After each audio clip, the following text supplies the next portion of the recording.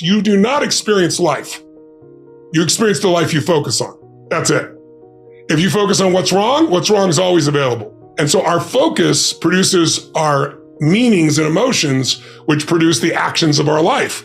So it really starts with the patterns of your focus. Do you tend to focus on what you have or what's missing? Most achievers that are looking to make progress, that progress thing is really important. They're like, oh, we've got to have the next thing. And well, that's really wonderful, but it's only one way of doing things. And so it's like saying to yourself, wait a second, I'm going to, whether there's progress or not, I'm going to find the good in this. I'm going to find the great in this.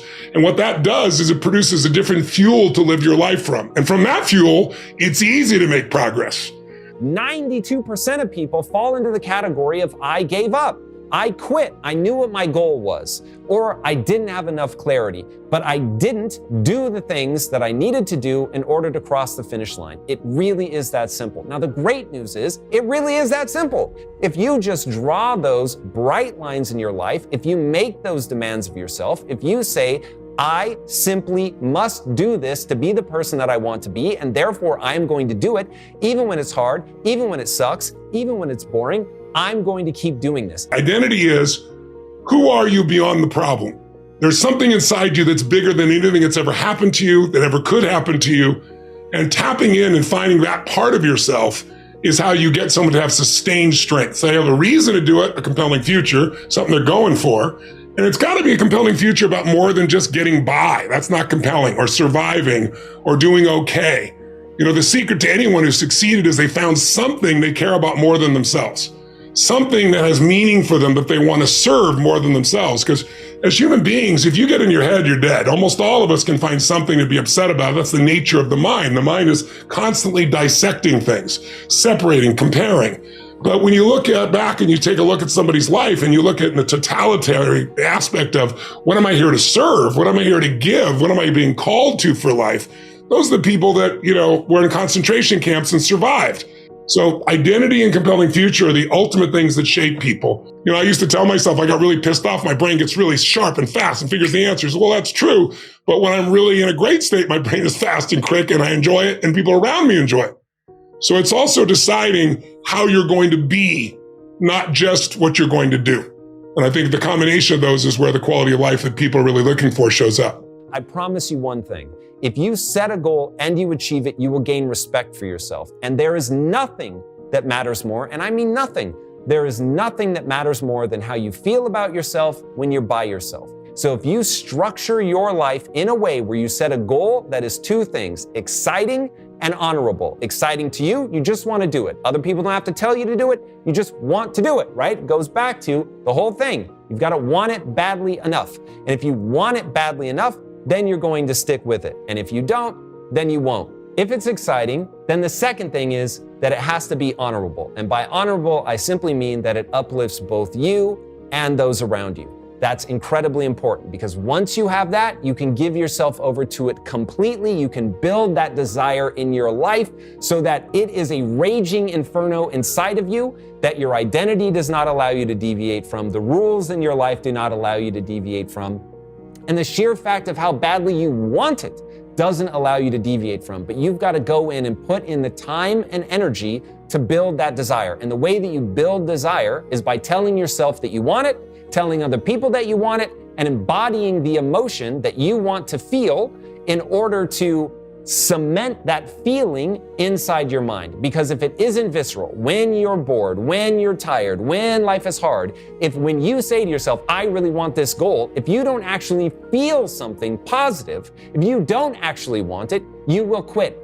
If people ever tell you that quitting isn't an answer, you need to point to them and remind them that they are a liar, because quitting is always an option. Quitting is the easiest answer. It is the answer that 92% of people take whenever they're setting a goal. If you don't want that to be you, then you've got to build desire and get a freakish amount of clarity. People get vested in their trauma. People get vested in their pain. If you want to know the largest drug on the planet, it's not cocaine. It's not heroin. It's not, some prescription drug. The biggest, drug on the planet is problems. Because everyone has a deep fear. Everyone. And the deepest fears we have are two. One is that we're not enough. We're not smart enough, young enough, rich enough, pretty enough, funny enough, something enough. And if we're not enough, it digs the deepest fear we have, which is we won't be loved. And love is the oxygen of the soul. So, a baby is, if they're not physically, kinesthetically loved, they develop what's called failure to thrive syndrome. That's how desperate our nervous system is for love. So human beings, when they think, oh my God, if I fail at this, it'll look like I'm not enough and I won't be worthy of love, they tend to come up with a reason why that's either not their fault, it's something that was done to me. I've got ADHD, I was born with it, I was raped, I was whatever. And they might even tell the truth. Someone may have really raped them. It's a horrible situation. But other people have raped and they've gotten through it and they're on the other side of it. This person hasn't because it becomes their reason for not being where they want to be in their life.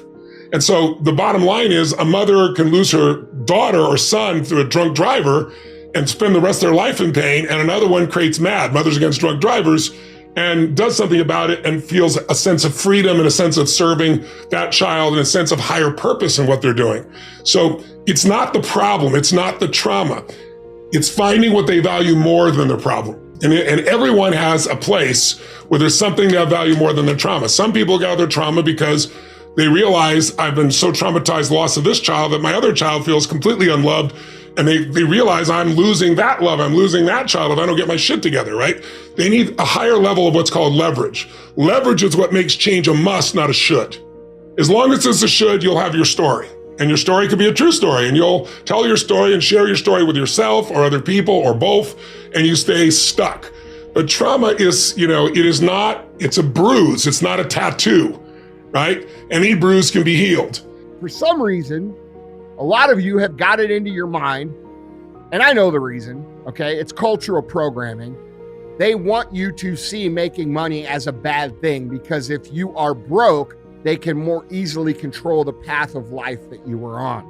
So when you look at society and why they villainize making money and why you believe that making money is kind of sort of bad, and you say, well, I don't believe that. Well, then why aren't you out in the open with your desire to make a lot of? Why do you hesitate to share that with people? Why do you get quiet when you talk about money? Why do you hesitate when you talk about money? It's because you know that in society, there's a whole bunch of people out there that believe making money is a bad thing. And I'm going to tell you why the fuck it isn't. And I'm also going to tell you why it not only is it not a bad thing, it's actually your fucking obligation to do so. You can't do any good without any fucking money. All right? I don't know how to get this through your head. You can't change the world. You can't improve your community. You can't do barely shit without making money. That's the reality. People who make money make the world go round. And once you make money, you have a choice of whether you can invest in your communities, you can improve your communities, you can make a difference for the people who are suffering in your communities. You can lift people up. You can create jobs. You can create careers. You have much more influence over your own world when you make making money a priority for yourself. Having money in your life always equates to a better life. People who say otherwise don't have any money. You never hear a successful person spouting any of this bullshit. And I can tell you the reason, because I've lived as a broke person and I've also lived as a wealthy person. The problems you have as a broke person are much, much, much more difficult than the problems you have as a wealthy person.